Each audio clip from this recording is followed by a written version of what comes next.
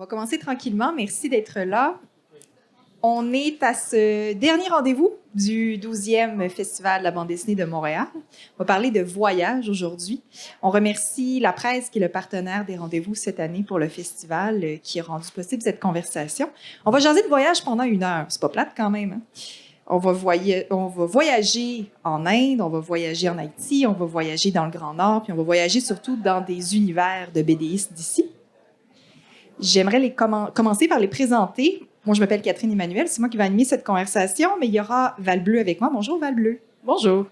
Val Bleu, l'œuvre qu'on va probablement le plus analyser aujourd'hui, c'est Quendur, qui retrace ton voyage en Inde, mais aussi plusieurs de voyages en Inde, parce que tu n'en as pas fait qu'un seul. Non, j'en ai fait vraiment beaucoup. En fait, de 2012 à 2020, je pense que je suis allée 8 fois. Puis j'avais compté le nombre de mois total. Là. Je pense que ça revenait à un total de 1 an et demi quand je mets tous mes voyages bout à bout. Wow! T'es pas retourné récemment? Pas depuis le COVID, non. J'imagine. Sinon, je vais nommer aussi les autres œuvres qu'on peut retrouver. On peut retrouver La Zone de l'amitié, puis Mina la Brave, aussi du côté jeunesse, éditions Remue-Ménage. Quendur, c'est chez Mécanique Générale. On a Michel Hellman. Bonjour, Michel. Bonjour. Michel, ton récit de voyage, c'est surtout Nunavik chez Pow Pow. C'est un récit magnifique où un personnage, c'est un petit ours, on peut le catégoriser de petit ours, c'est le narrateur principal qui s'en va dans le Grand Nord et qui découvre le Nunavik.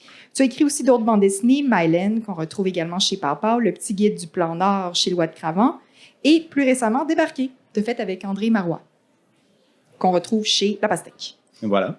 Où tu as fait les dessins et André a fait la scénarisation.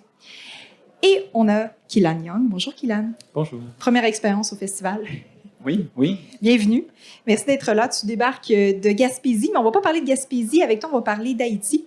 Tu retraces dans John John, ta première bande dessinée, ton voyage en Haïti, où le personnage principal retrace ce voyage en Haïti. Mais dans la vie, tu travailles aussi en soins infirmiers. C'était noté dans ta bio. Oui, je travaille dans le Grand Nord, en fait. On a un autre point en commun. Vous allez pouvoir parler du Grand Nord ensemble, je le vois déjà. Et John John, ça retrace aussi les recherches au niveau des champignons, de la culture des champignons, parce que tu es fan ou la recherche sur le sujet t'intéresse. Ouais, mycologue en herbe, mais ça m'intéresse beaucoup, puis c'était un peu l'excuse pour ce voyage. On se lance. J'aimerais d'abord savoir pourquoi le voyage en bande dessinée vous intéresse. Qu'est-ce qu'il y a d'intéressant à raconter un récit de voyage dans la bande dessinée, plus que faire une bande dessinée sur n'importe quel autre sujet? C'est quoi le cœur de l'histoire? Pourquoi il y a quelque chose d'intéressant d'en voyager puis le mettre en bande dessinée? Je peux commencer. Déjà, dans la forme de la bande dessinée, ce qui a le contraste entre l'image et le texte, ça se prête bien à la forme du carnet de voyage. Alors, un voyage, c'est inspirant. Ça emmène des idées. C'est sûr que lorsqu'on fait de l'autobiographie, de l'autofiction, parler de son voyage, c'est une manière assez simple de partir d'une idée, de s'inspirer. Par contre, faire de la bande dessinée, c'est pas non plus faire nécessairement un guide touristique. Non plus, une destination qu'on a aimée, on veut pas nécessairement juste raconter notre voyage. On sait qu'on s'adresse à des lecteurs. S'il y a un endroit qui nous a particulièrement fascinés, on peut utiliser la bande dessinée comme un véhicule pour parler des différentes dimensions de ce voyage, de la culture qu'on a découvert et parler de tous ces enjeux, en tout cas qui nous ont marqués, qui nous ont touchés. Je pense par rapport à ce que tu disais que c'est pas un guide touristique, c'est vraiment une bonne façon aussi de en fait partager des voyages qui sortent de ce qu'un guide touristique nous dirait de faire. Ma BD parle beaucoup d'une traversée du désert du Thar à pied. C'est définitivement pas quelque chose qu'un guide touristique conseillerait de faire. Mais c'est un endroit... La raison pour laquelle je mettais ça dans mon histoire, c'est parce que c'est un endroit fascinant. C'est intéressant de pouvoir dessiner des endroits qui nous fascinent, puis de pouvoir pas juste les dessiner, mais les raconter, partager toutes les choses, les éléments culturels qu'on a appris au cours d'un voyage, les choses qui nous ont fait voir le monde de façon différente aussi. Ouais, mais peut-être puis pour relancer un peu ce que vous avez dit les deux, j'ai l'impression que beaucoup, ce qui est attirant dans le voyage pour beaucoup de monde, il y a une recherche de soi. Hein. Souvent, c'est ça pourquoi les gens y vont en voyage.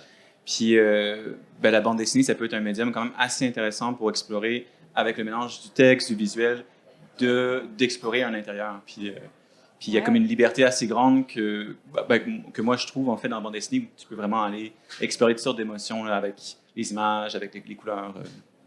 Oui, est-ce qu'on a besoin d'avoir le contexte du narrateur ou de la narratrice pour être en mesure d'apprécier le récit? Dans vos 3 œuvres, il y a le avant un peu, il y a le pendant, puis des fois, il y a le après, le retour du voyage, mais d'avoir les raisons pour lesquelles faire le voyage. Donc, tout le contexte, est-ce que c'est nécessaire si on veut écrire une bonne histoire, une bonne bande dessinée? Moi, en faisant ma BD, j'ai un peu appris que oui. Dans le sens que, à la base, je pense qu'il y a comme une 30aine de pages avant que mon personnage parte en Inde. Mais moi, au début, elle partait en Inde à la page 5. Là. J'avais pas le goût de parler de Montréal. Je voulais pas tant parler de ce qui se passait avant. Je voulais arriver direct en Inde. Mais je me suis fait dire, écoute, une femme qui part en voyage toute seule à l'autre bout du monde, en Inde en plus, un pays que beaucoup voient comme très dangereux, mais en tout cas par rapport aux femmes. Mon éditeur me disait, on a besoin de comprendre pourquoi elle fait ça, parce que c'est pas commun, puis si on veut la suivre, il faut qu'on comprenne pourquoi elle fait ça pour commencer. Je pense que moi, j'avais voyagé tellement en Inde que c'était rendu un truc où il n'y a pas vraiment d'avance, c'est juste ce que je continuais à faire, fait que j'avais l'impression que je pouvais pitcher mon personnage là tout de suite, mais c'est ça, je pense que le lecteur a besoin d'un peu plus de background que ça. Ouais, j'ai une expérience assez similaire avec mes éditeurs, mais où mon projet, c'était vraiment centré sur une idée de... je voulais faire de la recherche, en fait. Puis moi, c'était ça qui m'intéressait, puis j'avais envie que ce soit qu'une thèse, puis que je disparaisse, que ce soit juste l'histoire des champignons, puis qu'on parle de champignons seulement. Mais c'est sûr qu'à fur et à mesure que j'avançais, je me rendais compte que c'était comme... T'es obligé... moi, j'étais obligé de dévoiler un peu plus sur moi, puis que ça devienne plus personnel, puis moins juste ce projet de recherche comme ça. Ouais. Oui, c'est exactement ce que tu as dit sur la recherche de soi dans le voyage. C'est vrai que ça devient le thème central, j'ai l'impression, dans toutes nos bandes dessinées. Dans la mienne, c'est aussi un questionnement par rapport aux idées reçues, aux préjugés, surtout ce qu'on peut avoir par rapport aux Premières Nations et au Grand Nord, le mode de vie dans le Grand Nord en général. Oui, tu as même fait le choix de les mettre en scène, de mettre en scène le malaise ou l'inconfort ou les stéréotypes parfois. Puis ça, j'ai l'impression que c'est comme... On peut se reconnaître dans ton personnage principal grâce à ces inserts-là. C'était ça le but. C'est sûr, quand j'ai fait cette bande dessinée, je me suis dit que je m'adressais à un public du Sud, si on peut appeler ça le Sud, c'est-à-dire tout ce qui est pas dans le Grand Nord, tout ce qui n'est pas au Nunavik, au Nunavut. Et ce public, j'imaginais que c'était un public comme moi, c'est-à-dire des gens qui voyagent quand même un petit peu, qui ont l'impression d'avoir une certaine culture, mais que finalement, quand il vient le temps de parler des Premières Nations, connaissent très peu. Ou vraiment seulement la surface. Ouais. Est-ce qu'il y a une nécessité alors d'éduquer notre lecteur sur les cultures ou les pays qu'on visite dans nos œuvres? Val-Bleu, il y a quand même ça dans ta bande dessinée, beaucoup. Oui, il y a beaucoup ça. Je pense pas que c'est nécessairement une nécessité, mais c'est un des plaisirs de le faire. Je veux dire, moi, ce qui a été un défi, c'est que, c'est ça, j'ai tellement été en Inde, j'ai vraiment lu des tonnes de livres sur l'hindouisme. C'est un sujet qui me passionne super gros. Fait que des fois, c'était de me dire, OK, il faut que je recule un peu parce qu'il faut que je me dise que la plupart des gens savent pas les bases que j'ai appris dans mon premier voyage en Inde. Puis là, je suis rendue à mon 8e. Je peux pas m'attendre à avoir un lectorat qui est rendu à son 8e voyage en Inde parce qu'il y a pas grand monde qui font ça. Fait que si je voulais que le lecteur embarque avec moi, il fallait que je lui fasse comprendre les choses qui me font triper. Puis une des choses qui est faite, j'ai vraiment décidé d'avoir ces petits passages-là où j'explique certaines divinités. C'est qu'à un moment donné, je lisais un gros livre sur l'hindouisme, puis là, t'as Manu, qui est comme le père de l'homme, du point de vue des hindous, puis je lis une histoire qui est liée à ses parents, puis j'apprends que le parent de la mère de Manu, en fait, c'est pas sa vraie mère, puis c'est un double. Puis c'était quelque chose qui m'a... J'étais comme, tu sais, un peu quand t'écoutes une télésérie, puis il y a un vraiment gros punch que tu t'attendais pas, puis là, t'es comme « Oh my God, j'ai tellement hâte d'en parler à mes amis demain. » Puis là, j'étais comme ça, puis je me suis dit « Mais j'ai personne avec qui en parler, personne n'est sur la même télésérie que moi là-dessus. » Fait que j'ai voulu essayer de mettre un contexte pour me dire « Ah, ben peut-être qu'il y a des gens qui vont lire, puis quand ils vont arriver sur cette information-là, ils vont avoir eu assez de background pour faire « Ah, mais ouais, c'est vraiment surprenant, cet élément-là. » Ouais. Ouais, ben, moi, je suis vraiment d'accord avec ce que tu dis. Je pense que, comme beaucoup de ce que j'essaie de faire avec... Parce que je pense peut-être, au lieu d'éduquer, j'aurais comme un mot comme partager ou quoi, parce que je pense que je sais pas c'est qui mon lectorat, finalement, tu sais, puis je sais pas c'est quoi le bagage qu'ils vont en lisant la bande dessinée, mais c'est sûr que moi, j'avais le désir de partager toutes sortes de belles histoires, toutes sortes d'expériences que j'avais, puis souvent... comme la vision que je voyais qui était plus médiatisée d'Haïti dans ce cas-ci, c'était quelque chose qui était beaucoup de souffrance, beaucoup. Puis ça existe effectivement, mais je pense qu'il y avait aussi d'autres images, d'autres portraits que j'avais envie de partager, que j'avais envie c'est ça. Voilà. Ouais. Il y a un effet dans votre bande dessinée, dans vos 3 bandes dessinées que je trouve intéressante, c'est le mélange entre la spontanéité. Vous avez les 3 installés dès le début de vos œuvres que c'était pas nécessairement prévu où est-ce que vous en alliez, puis ça va être dessiné sur le tas. T'sais, il y a comme vraiment un effet de spontanéité qui est très agréable, qui nous rappelle le voyage. Mais en même temps, j'imagine que quand tu écris une bande dessinée, il faut que tu aies une espèce de trame narrative quand même. Ça peut pas être que de la spontanéité, ou du moins tu veux que ton lecteur continue à lire, puis qu'il sente qu'il y a un but nécessaire qui va arriver quelque part. Il faut qu'il y ait une courbe, ne serait-ce un minimum. Et je voulais vous entendre là-dessus. Comment vous avez réussi à danser sur les 2 tracks en même temps, de garder la spontanéité de vos voyages, mais de continuer de construire une trame narrative? Je vais commencer encore. Pour garder cette idée de carnet de voyage, spontanéité, comme tu dis, je trouve que c'est intéressant de pas trop donner l'impression qu'on a un scénario classique. J'aime bien l'idée que le lecteur est emmené vraiment comme un vrai carnet de voyage dans les déceptions, comme les grandes découvertes, les joies, les peines, tout ça.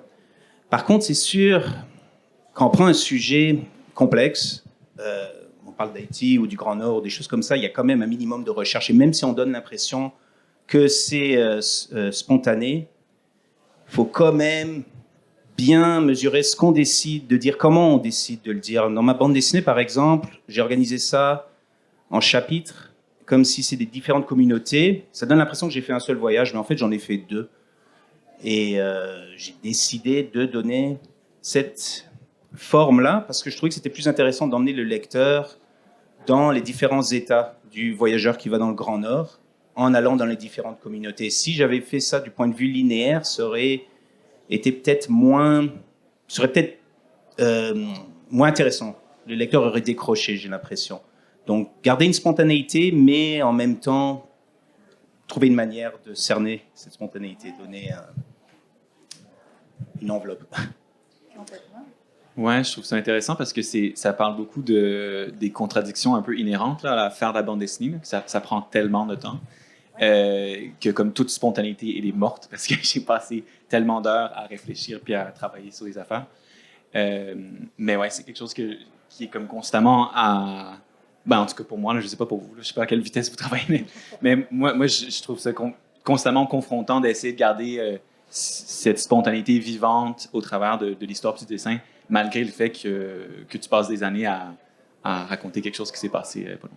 Pour donner un exemple, pendant combien de temps tu as travaillé sur la bande dessinée au total versus le temps de voyage?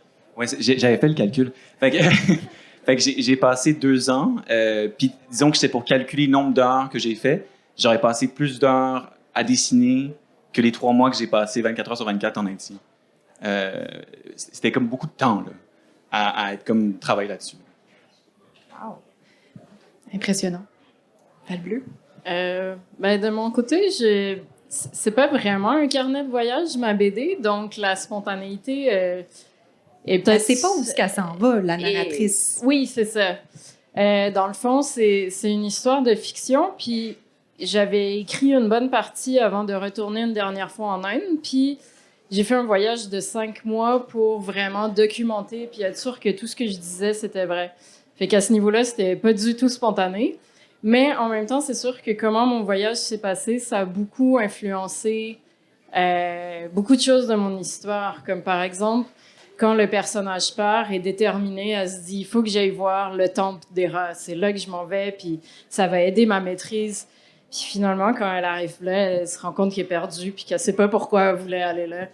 Puis ça, c'était très proche de ma réalité où j'avais déterminé, OK, à telle date, je vais aller au temple d'Héra. J'ai un de mes amis déjà qui va venir avec moi pour m'aider avec la traduction parce que c'est un petit village, personne parle anglais là-bas. Puis en fait, la veille de notre départ, ben, sa grand-mère est morte. Fait qu'il a pas pu venir avec moi. Puis à tous les jours, il me disait, dans 2 jours, j'arrive. Fait que je suis restée là-bas pendant 2 semaines à être pratiquement incapable de communiquer avec la grosse majorité des gens. Fait que ça a été vraiment un moment où je comprenais pas qu'est-ce qui se passait dans mon voyage puis pourquoi j'étais dans cette situation-là. Puis ben, ça transparaît après ça beaucoup dans l'histoire de Rafi qui, elle aussi, ce moment-là, c'est un peu... bon, ben je pensais que j'avais un objectif, mais en fait, il fait aucun sens comme objectif. Mais tu parles de fiction. Juste ça, c'est un sujet très intéressant. Donc, c'est possible de faire de la fiction dans un récit de voyage. En même temps, tu dis, j'ai tellement fait de recherches. Comment tu navigues entre être sûr que ce que tu dis, ça a du bon sens, faire de la recherche, mais en même temps travailler dans l'univers de la fiction? Wow, c'est une question difficile. Dans le sens que, tu sais, j'imagine qu'il y a des gens qui pourraient se fâcher parce qu'un de mes personnages, c'est une femme à moustache. Je n'ai pas rencontré de femme à moustache pendant que j'étais en Inde. Fait que, tu sais, c'est sûr qu'il y a des trucs qui sont pas intégrés dans ma recherche puis qui sont vraiment plus du côté de la fiction. J'avais une bonne idée de ce que je voulais que mon histoire soit avant que je parte. Fait que j'avais des sujets que je voulais vérifier pour être sûr que ce que je disais allait être vrai. Par exemple, je pensais que ma BD parlerait beaucoup des intouchables. Fait que je suis allée rencontrer des communautés d'intouchables. Puis ce que les gens m'ont dit, c'est « Ah non, mais moi, je me sens plus intouchable. » C'était, il y a 50 ans, c'était comme ça. Mais maintenant, on est bienvenus dans les temples de tous les gens. Nos enfants vont manger chez d'autres castes, il n'y a pas de problème. Puis tout ça, tu sais, je dis pas que les castes, c'est fini puis que c'est parfait. Là. Non, il y a beaucoup de problèmes, mais j'ai été confrontée au fait que ce que je pensais sur les intouchables, ben, ça datait d'il y a 50 ans. En fait, c'était des fausses perceptions. Fait que là, j'ai fait, OK, qu'est-ce que je peux faire à la place d'un intouchable? Quelle caste je pourrais parler? Qu'est-ce qu'il y aurait d'intéressant? Puis c'est des recherches dures à faire qu'on ne sait pas tout à fait qu'est-ce qu'on cherche. Puis à un moment donné, ben, sur la route, il y avait une communauté de Solanki qui sont des gens qui travaillent le métal, puis là, mais qui font aussi partie d'une classe très élevée, qui sont les kshatriyas, qui sont comme la deuxième. En tout cas, c'est assez complexe à expliquer sans visuel, mais tout d'un coup, j'ai rencontré ces gens-là, je les ai adorés tout de suite. Ça a été une connexion incroyable, malgré le fait qu'on se comprenait pas nécessairement toujours, mais une super belle connexion, puis ça marchait parfaitement avec mon histoire. Fait que là, j'ai fait, OK, ben je retourne les voir, puis je veux apprendre plus de choses sur eux pour vraiment mieux les intégrer à mon histoire. Donc, la recherche pour l'inspiration, carrément. De votre côté, la fiction, est-ce que vous y avez touché ou comment vous avez navigué dans tout ça? Oui. Oui. J'ai essayé de me baser le plus possible sur ce que j'ai vécu. Mais comme j'ai dit, ces 2 voyages, je donne l'impression que c'est un seul. Je mélange des situations qui me sont arrivées dans une communauté, ça arrive dans une autre. La parole est donnée à quelqu'un, quand en fait c'est quelqu'un d'autre qui me l'a dit. Je me suis donné quand même une assez grande liberté de ce point de vue-là. Mais quand je l'ai fait, je voulais pas inventer non plus complètement. Là, je savais que si quelqu'un allait dire quelque chose dans un contexte bien précis à propos d'un enjeu, mettons sur les communautés du Grand Nord, c'était recherché. J'avais fait mes recherches au préalable. Il fallait pas, sur un sujet comme celui-là, me permettre de raconter n'importe quoi. Parce qu'il y a un grand fléau dans les communautés nordiques, c'est le suicide. Et puis ma bande dessinée a été lue par des étudiants francophones du Nunavik qui venaient étudier en français ici au Cégep. Ils m'ont dit « Pourquoi tu n'as pas parlé de ça ?» Et ben, j'ai dit « Moi, j'ai juste fait 2 voyages, 2 semaines. J'étais plus un touriste vraiment que quelqu'un qui passe beaucoup de temps dans la communauté. J'ai pas été confronté directement à cet enjeu-là. J'ai préféré par pudeur et manque de connaissances, d'aborder le sujet, même si ça aurait été important d'en parler. Intéressant, ça. C'est comme, est-ce que vos œuvres sont des outils de référence sur l'endroit que vous avez illustré? Ben, j'espère que non. Ça reste la bande dessinée pour divertir. Si on peut parler de choses qui nous intéressent, moi je vois comment tu parles avec passion de l'Inde, par exemple. Moi, ça me donne envie de la lire, ta bande dessinée. Cool. C'est ça le but. Déjà là, j'ai pas envie de faire la morale. J'ai pas non plus envie de me donner le rôle de quelqu'un qui fait une étude sociologique, parce que c'est pas ce que je fais. Ma bande dessinée, c'était autobiographique. Fait qu'il n'y a pas de parties qui ont été écrites, mais en même temps, tu sais, quand on parle de quelque chose d'autobiographique, je veux dire, il y a plein de choses que j'ai pas racontées. J'ai choisi quoi raconter et quoi ne pas raconter. Fait que c'est sûr qu'il y a toujours un choix là-dedans.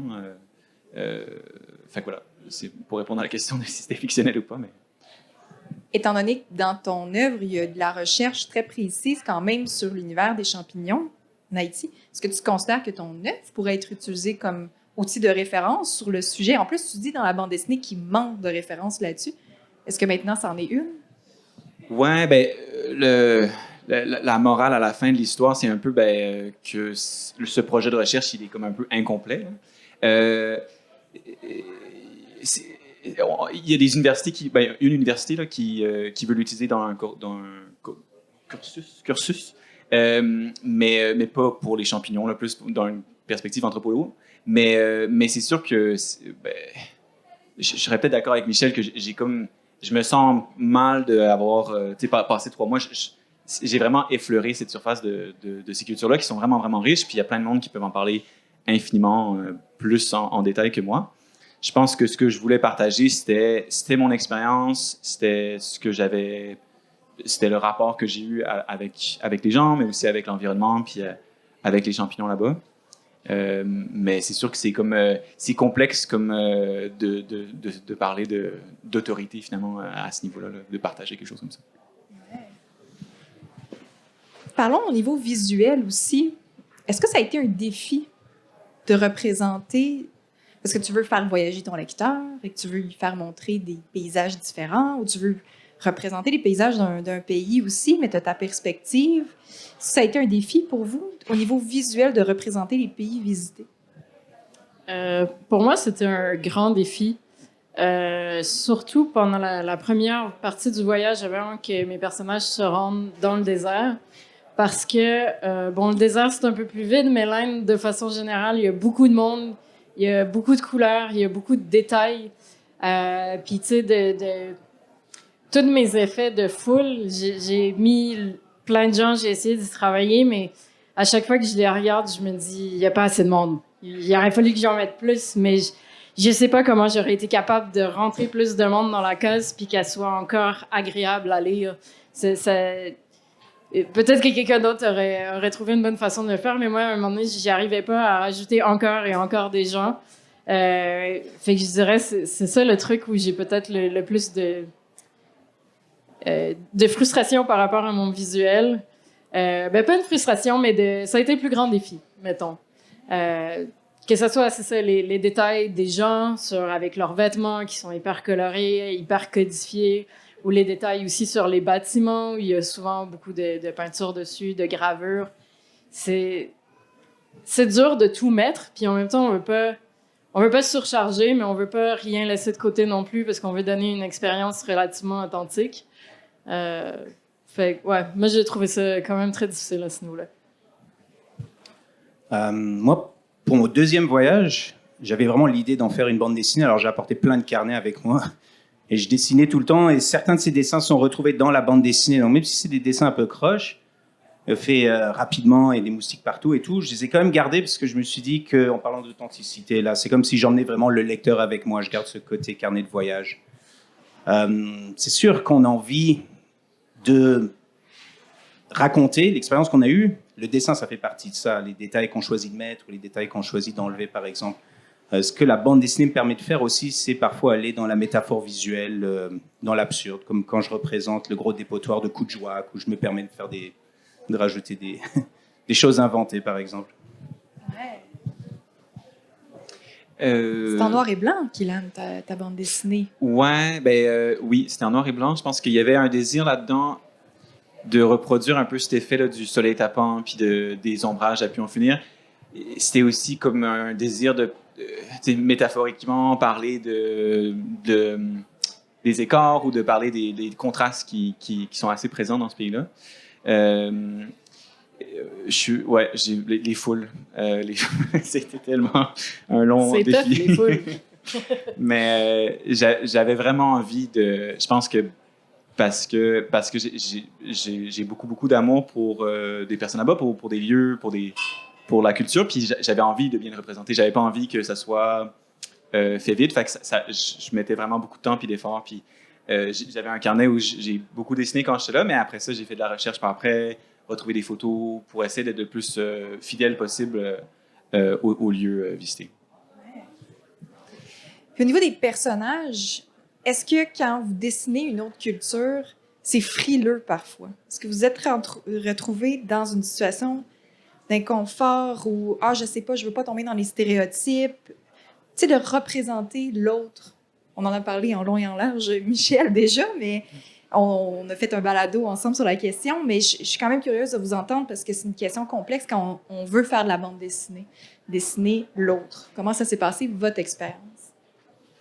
Ça fait longtemps, je n'ai pas commencé. C'est quelque chose que j'ai beaucoup réfléchi. Puis ça a pris du temps avant de cerner exactement comment j'allais le faire, parce que c'est sûr que c'est ça, c'est des personnes avec la peau noire. Puis le choix qui en résultait, c'était de le faire en blanc et noir aussi, parce qu'il y a cette optique que tout le monde a la même couleur de peau, finalement. Puis bon, les traits sont différenciés juste plus par d'autres manières, mais l'idée, c'était d'essayer de créer, c'est ça, un fond peut-être un peu plus uni puis commun pour juste représenter tous les humains. Mais c'est quelque chose que j'ai beaucoup réfléchi puis que je réfléchis encore à savoir si c'est quelque chose qui fait du sens ou quoi. Mais voilà. Pour ma part, j'avais très peur de toutes ces questions-là, de tomber dans les stéréotypes, que je sais pas, que les gens aiment pas mes personnages, qu'ils les trouvent pas sincères. Puis un peu la meilleure façon que j'ai trouvée, ça a été surtout de représenter plusieurs personnages, d'avoir plusieurs personnages indiens qu'on apprend à connaître, qu'on apprend leur histoire, parce que je crois que quand les gens se fâchent de voir un cliché, un stéréotype, c'est souvent parce que dans l'œuvre en question, on ne voit que ça. Parce que si tout un peuple entier devient un seul stéréotype, c'est sûr que c'est frustrant, c'est sûr que c'est pas ça, puis que tous les peuples du monde sont beaucoup plus complexes que ça. Fait que plus on est capable de montrer de personnages complexes et différents d'une même population, je pense que c'est une façon de se protéger. Parce que, tu sais, je pense qu'on n'est pas à l'abri de ça, même quand on est plein de bonnes intentions. On peut parfois tomber dans des stéréotypes sans s'en rendre compte, sans faire exprès. Mais si on a plusieurs personnages puis qui sont tous très différents, il y a peut-être un stéréotype en quelque part, mais il y a plein d'autres choses aussi, puis il y a plein de complexité, je pense. Oui, moi, mon style est quand même... je simplifie beaucoup. Et c'est sûr que pour représenter les traits inuits, je suis allé avec pommettes saillantes, les sourcils...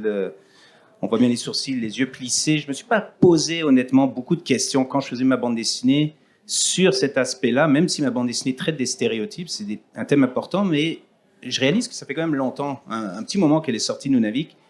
Et ce genre de questions, on se les pose beaucoup plus depuis récemment, en fait. Ce qui est bien, d'une certaine côté, c'est bien d'arriver de se poser les bonnes questions, évidemment, mais il ne faut pas non plus se censurer.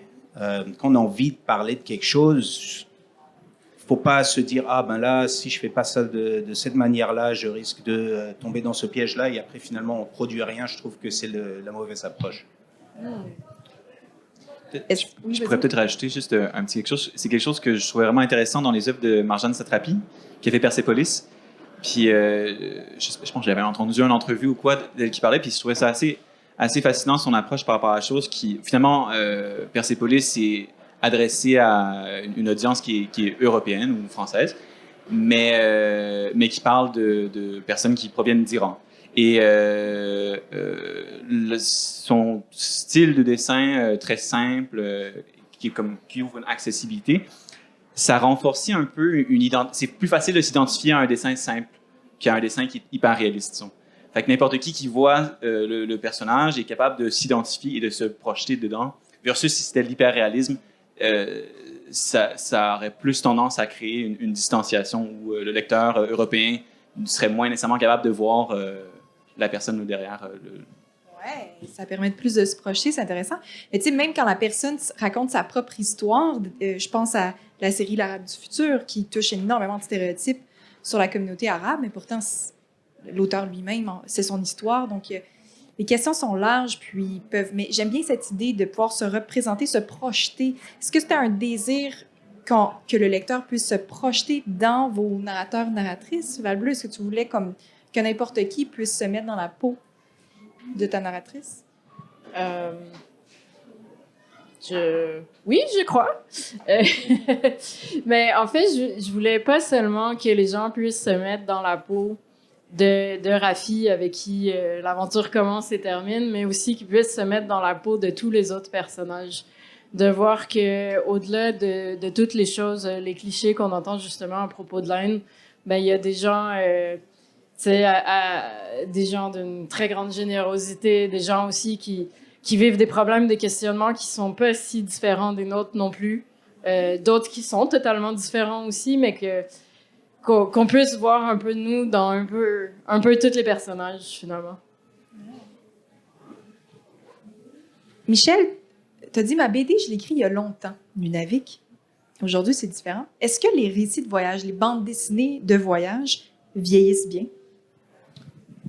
Ça dépend lesquels. Je pense qu'il faut toujours lire une œuvre en la mettant dans le contexte de l'époque où elle a été écrite. Je ne dis pas que Nunavik, ça a été écrit il y a un siècle non plus, là. Mais c'est vrai que les mentalités changent. Ça ne veut pas faire qu'une œuvre, c'est moins valable juste parce qu'elle a été écrite à un certain moment et que peut-être les sensibilités ont évolué d'une certaine manière. Il faut quand même être capable de faire la part des choses. Si on veut être un lecteur éclairé, en tout cas. Kylan Val-Bleu, est-ce que vous avez l'impression que vos œuvres vont bien vieillir? Est-ce que c'est un stress? La pérennité de vos œuvres? Moi, j'y pense pas. Moi, je l'espère. J'espère qu'elle va bien vieillir par rapport à moi-même, en fait. Je dois dire que la première BD que j'ai fait, le premier album que j'avais auto-publié, c'était aussi une BD sur l'Inde. À un moment où j'avais fait un voyage et je croyais pas que j'allais y retourner. Puis quand je la relis maintenant, je suis comme, il y a des choses qui sont pas vraiment exactes. C'est pas faux, mais c'est pas exact. Fait que j'ai appris tellement de choses depuis que je me suis dit que j'avais envie de refaire un récit de l'Inde, mais qui me semblait pour moi plus exact. Et j'espère que c'est sûr que je vais retourner en Inde, c'est sûr que je vais continuer à apprendre des choses sur le sujet. J'espère que je vais continuer à être d'accord avec ce que j'ai écrit là. Kylan, dans le processus de la bande dessinée, il y a beaucoup eu d'entrevues avec des gens en Haïti. Comment ça s'est passé, ce processus-là? Est-ce que tu les dessinais pendant que tu leur parlais? Est-ce que tu leur disais que tu faisais une œuvre? Comment ça s'est passé? Ouais, à la base, quand je suis allé en Haïti, c'était beaucoup plus. J'étais pas tout à fait sûr que j'allais faire une bande dessinée. Je savais que je voulais faire cette recherche, je savais que je savais pas exactement comment ça s'articulerait. Mais quand je voyage, j'ai toujours un carnet de dessin, puis je dessine tout ce que je fais tout le temps. Fait que ça s'articulait que, c'est ça, je me ramassais dans un village, puis on m'amenait à la personne d'autorité. Et puis, on s'installait, puis je sortais mon carnet de dessin, puis j'écrivais, puis je dessinais en même temps. Puis la personne parlait. Ouais, c'est ça. C'était comme un processus qui se faisait assez naturellement. Pour moi, ça a toujours été quelque chose que je faisais en voyage parce que le dessin, ça comme ouvre tellement de portes qu'après ça, tout le monde veut voir. Puis c'est comme, il y a comme une accessibilité immédiate avec les gens. Puis c'est quelque chose que ouais, c'est ça, que j'aime beaucoup là, à ce niveau-là. Oui, Michel, est-ce que ton carnet de dessin t'a ouvert les autres? Oui, ouais? Oui, exactement ce que tu disais. C'est moins intrusif que d'y arriver avec une grosse caméra, là. De mettre dans la face des gens. Un dessin, déjà, juste le fait de s'asseoir et de dessiner, c'est lent, il y a tout ce côté euh, d'observateur. Et puis, c'est une manière pour que les gens viennent à toi. Et déjà, ils sont moins intimidés, ou alors ils viennent te parler, ils sont curieux, ils regardent ton carnet, et puis ils voient qu'il y a un intérêt, un respect aussi pour ce qu'ils ont à montrer. Donc je pense que oui, c'est vraiment une super belle porte d'entrée quand on veut rencontrer une culture, qu'on n'est pas gêné Mais de les non, montrer. tu ressembles à ça, pour la personne. Ah! Val-Bleu, est-ce que tu dessinais en même temps de voyager? Aussi, peut-être un peu moins que vous deux, parce que ça me gêne beaucoup, en fait, quand les gens ils viennent regarder. Puis, tu sais, j'ai eu des moments aussi où je posais des questions aux gens. Je les prenais beaucoup en photo parce que, ben c'est ça, j'étais des fois un peu moins confiante de mon dessin, mais surtout, je sais qu'en Inde, puis particulièrement dans les villages, il y a une esthétique quand même assez figée. Pas figée dans comment c'est dessiné, mais figée dans le sens que il y a une façon de faire les dessins, puis la plupart, c'est ça qu'ils connaissent de l'art. Donc, quand ça a pas de l'air de ça, ben, c'est pas très beau. En fait, je me suis fait dire des commentaires des fois un peu rough, mais d'un autre côté, dans des occasions où j'étais pas capable de communiquer avec les gens, comme je racontais tantôt quand j'ai été dans la communauté de Solanki, on n'était pas capable de se parler parce que j'avais quelques mots d'hindi, mais eux, ils parlaient même pas hindi, fait que ça nous aidait pas.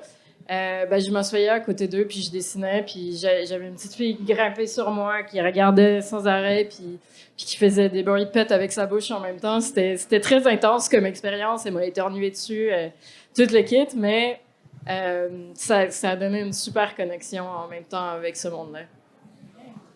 Tu parles de difficultés de communication. Je suis curieuse de vous entendre sur la question de la langue. Est-ce que vous avez voulu la mettre dans votre bande dessinée, tout traduire? Comment vous avez géré ça? Moi, quand je suis allé dans le Grand Nord, on parlait surtout anglais. Mon éditeur, je sais pas, Paul-Luc Bossé, accepte le fait que quand les personnages parlent anglais, on laisse l'anglais, on n'est pas obligé de traduire, ce qui est bien. Ça montre plus la réalité telle qu'on la vit. Sûr que les Inuits en dehors parlaient Inuktitut, mais quand ils parlent Inuktitut, je fais juste comme des petits hachures comme ça, là, comme quelque chose que moi je comprends pas. Peut-être j'aurais dû essayer de le traduire, mais ça aurait été difficile, compliqué. Je pense pas que ça aurait nécessairement servi à grand chose. Oui, en fait, en Haïti, la majorité du temps, je parlais en créole avec les gens. J'avais appris avant d'y aller, puis surtout, en ville, c'était un peu différent. Les gens ils parlent anglais, mais dans les milieux ruraux, c'était pas mal juste le créole.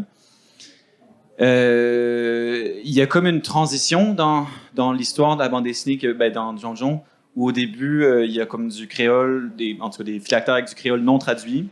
Puis à fur et à mesure, ça devient traduit, puis finalement, c'est juste en français.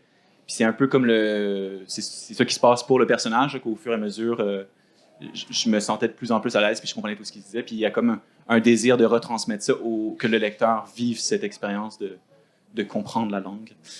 Ouais. En Inde, mes voyages se passent surtout en anglais, mais j'avais pas envie de faire toute une BD en anglais. Je voulais garder ça en français, fait qu'il y a peut-être juste les 3-4 premières répliques quand elle arrive à Delhi, où elle pose une question en anglais, puis tout de suite, je passe au français. Par contre, quand il y a des gens qui parlent en hindi, j'ai écrit en caractère hindi. Je m'étais même acheté les cahiers pour les enfants à apprendre les caractères pour pratiquer comment bien les écrire. Par contre, peut-être que la syntaxe des phrases n'est pas super parce qu'il y a beaucoup de... Des fois, j'ai demandé à mes amis, mais des fois, c'est juste du Google Translate, là, fait qu'on sait pas trop, mais de toute façon, mon but, c'était pas tant que des gens soient capables de lire qu'est-ce qui est écrit en hindi, mais un peu comme avec tes petites lignes. L'idée, c'est de comprendre que le personnage est à côté puis elle a aucune idée de qu'est-ce que les gens disent, en fait.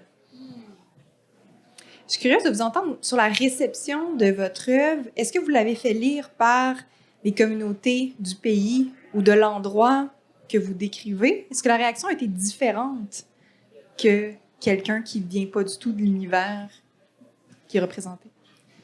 Mais j'aimerais ça le faire, mais j'ai pas pu le faire à date parce que je connais pas d'Indiens qui parlent français.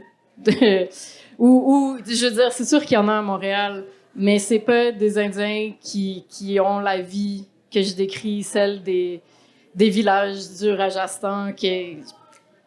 J'aimerais vraiment ça, qu'ils puissent la lire, mais pour l'instant, c'est quand même beaucoup de pages à traduire, donc j'ai pas pu la faire lire à ce niveau-là. Moi, en général, les réactions ont été bonnes. J'ai eu des mauvaises réactions aussi.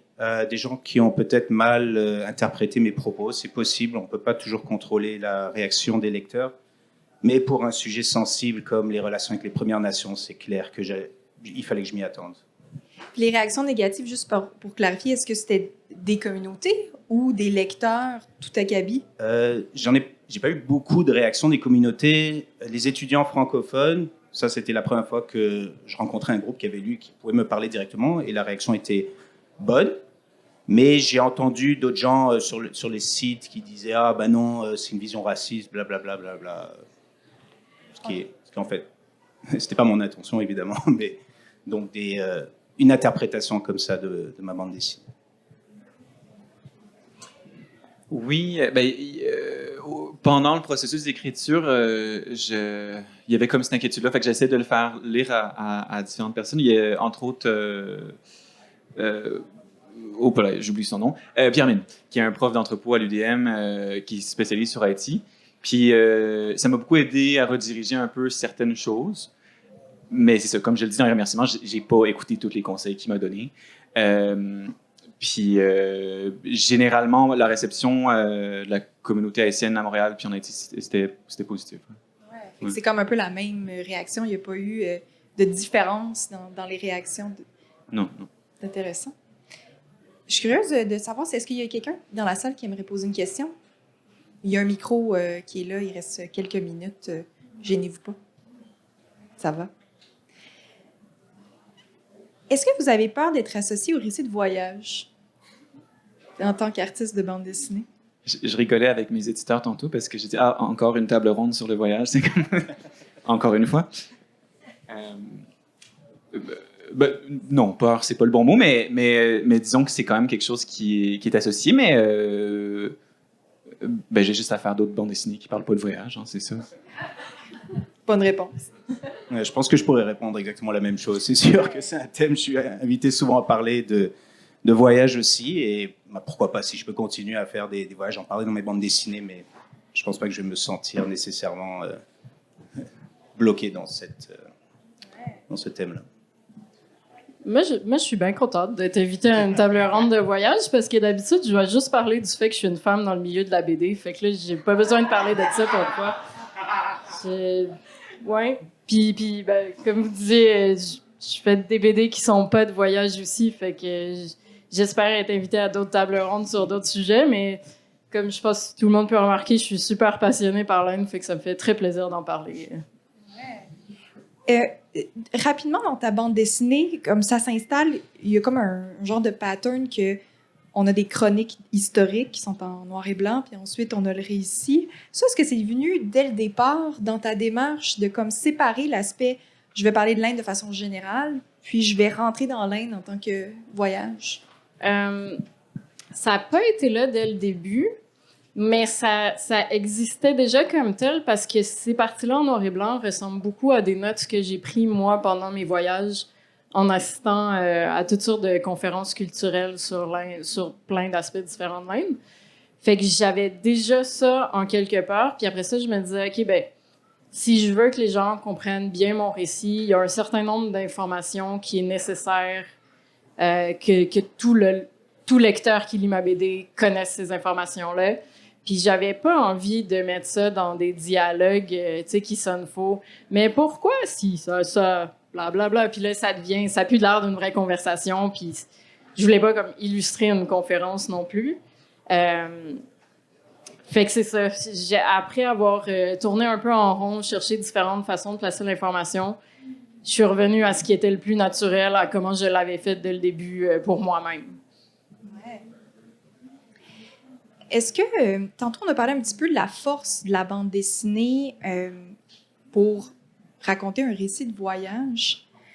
Qu'est-ce que la bande dessinée vous a apporté à l'inverse sur votre voyage, sur votre expérience de voyage? Tu sais, vous avez fait toutes sortes de voyages dans votre vie, je suis sûre, je peux être persuadée. Le fait qu'il y en a certains clés où vous avez fait une BD, est-ce que ça change votre perception sur ces voyages-là en particulier?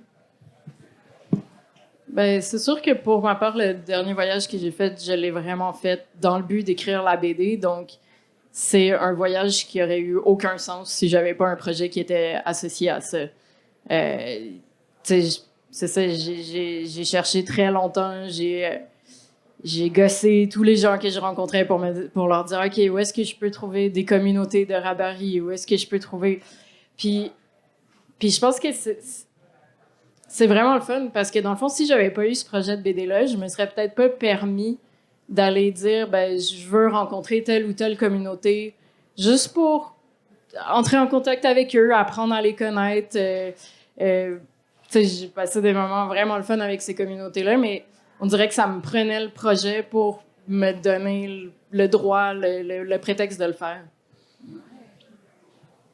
Oui, ben ça reviendra à la question. Est-ce qu'on a un carnet de voyage parce que on fait un voyage tellement intéressant, ou est-ce que le fait d'avoir un carnet de voyage fait de notre voyage quelque chose d'intéressant?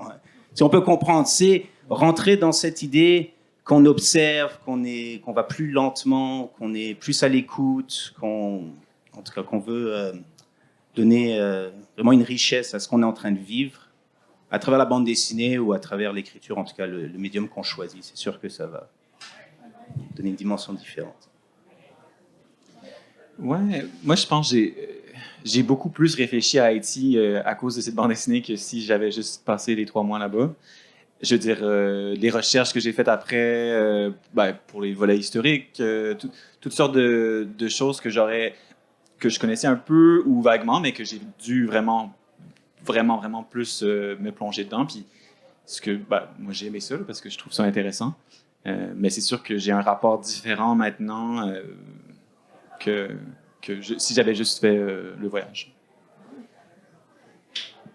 Une question dans le public. Le micro, puisqu'on enregistre l'audio aussi. Je me lève officiellement, salut. C'est pour rebondir sur la question que vous avez posée. À voyager avec l'idée d'avoir un fil rouge pour votre BD, au moment où vous allez vous retrouver dans une situation particulière où ça rentre en contradiction avec le chemin que vous vouliez prendre dans votre BD, est-ce que vous aurez eu tendance à éviter cette situation ou la confronter, quitte à changer le récit parce que vous vous rendez compte que ce n'est pas du tout ce que vous vouliez raconter? Je ne sais pas si ma question est claire. Moi, j'ai vraiment modifié des parties de mon récit avec ce que j'ai découvert quand j'ai fait à peu près le chemin que mes personnages faisaient, mais dans un but de recherche. Fait quand j'ai été contredit dans mes croyances, j'ai changé mon récit comme ça. Puis je pense que ça a pris ces moments-là, dont des moments où c'est ça, quand tu te dis, je pensais que mon projet s'en allait dans telle direction, puis en fait, ça marche pas du tout. Ça serait faux, ce serait pas correct. C'est là que j'ai eu le plus des moments de qu'est-ce que je suis en train de faire, puis qui m'ont permis de me rendre à la fin que j'ai eue dans Coin dur. Je pense que si tout ce que j'avais pensé au début du voyage s'était avéré vrai, j'aurais pas eu une fin aussi intéressante. C'est clair, les changements de direction, c'est ça qui vont rendre le récit intéressant. Ouais, j'allais ressauter sur ce que tu disais, Valeux. C'est effectivement... j'avais pas nécessairement... en fait, je suis allé avec une question. Fait que c'est sûr que c'était pas... j'avais pas un récit prêt ou qui s'enlignait. Je voulais essayer de découvrir des choses puis de poser des questions à les gens pour le découvrir. Je me retrouvais souvent dans des endroits ou dans des circonstances où j'avançais pas dans cette recherche-là, puis c'était frustrant. Puis j'allais ailleurs. Puis finalement, c'est ça qui est devenu le récit, que c'est comme le personnage qui arrête pas d'aller ailleurs parce qu'il réussit pas à trouver des réponses. Mais ouais, je pense que c'était surtout parce qu'il y avait pas nécessairement un récit de base en rentrant dans ce voyage. Donc, c'est plus la BD qui a amené au voyage que le voyage qui a amené à la BD rendu là sur place. Vous étiez plus guidé par votre BD que par le voyage? Oui, en fait, moi, j'avais vraiment l'intention de faire la recherche sur les champignons. Je pense qu'il y avait une partie de moi qui était comme peut-être je vais faire une thèse universitaire. Parce que je n'étais jamais à l'université, puis j'avais comme ce fantasme académique. Mais c'était pas nécessairement clair que ça allait être une bande dessinée, puis certainement pas clair que j'allais parler de moi, là. C'était vraiment plus le champignon puis les cultures que j'avais envie d'explorer. Puis c'était finalement les péripéties qui ont mené à explorer ces cultures-là, c'est ce qui est devenu l'histoire de la bande dessinée. Est-ce qu'il y en a d'autres qui ont des questions? Ça va? Je me demandais, question un peu plus philosophique, mais vous qui avez fait un récit de voyage, qui avez passé à travers le processus, est-ce que c'est possible dans votre tête de refaire l'exercice sans avoir voyagé? Donc, d'écrire un récit de voyage sans avoir fait le voyage. Est-ce que c'est possible? Pour moi, ça me semble impensable. Je voudrais pas... Je veux dire, j'aurais bien trop peur de pas faire quelque chose qui est vrai ou représentatif. Je veux dire, si je veux faire un récit de voyage sans faire de voyage, je vais faire un récit de voyage peut-être dans un pays qui n'existe pas, dans un monde... Mais je ferais pas ça de dire je vais faire un récit de voyage en Russie, mais jamais aller en Russie. Je suis pas la bonne personne pour parler de ça si je connais pas le pays, tu sais. C'est ça, ça pourrait être un exercice de style intéressant, mais il faudrait aviser le lecteur. Je pense pas que... Ouais, aviser le lecteur, ouais. Ouais, c'est ça. En fait, ce serait de la fiction, mais moi, je trouve ça très compliqué, écrire la fiction. Mais j'ai l'impression que dans tous les cas, ça relate à... N'importe quelle fiction relate aussi à des expériences passées ou à des visions passées. C'est sûr qu'on parle de quelque chose. Ça se crée quelque part. En même temps, je viens de penser à une BD que j'ai beaucoup aimée, qui est White Horse, où Samuel Quentin dit très clairement au début de la BD qu'il n'est jamais allé là-bas. Et tu as une espèce d'univers où les gens se font constamment attaquer par des pélicans géants. Il a rendu ça assez absurde pour qu'on se rende compte que ça n'a jamais été son intention de représenter adéquatement White Horse. Mais je pense que personne qualifierait vraiment cette BD-là de BD de voyage non plus. C'est intéressant. C'est une bonne question. Est-ce que White Horse est un récit de voyage? Parce qu'il y a un voyage. Le personnage principal part en voyage. Mon Dieu, j'ai envie de se poser la question maintenant. Dans vos bandes, il reste quelques minutes, donc gênez-vous pas si vous avez des questions. Moi, j'en ai une dernière. L'aspect politique.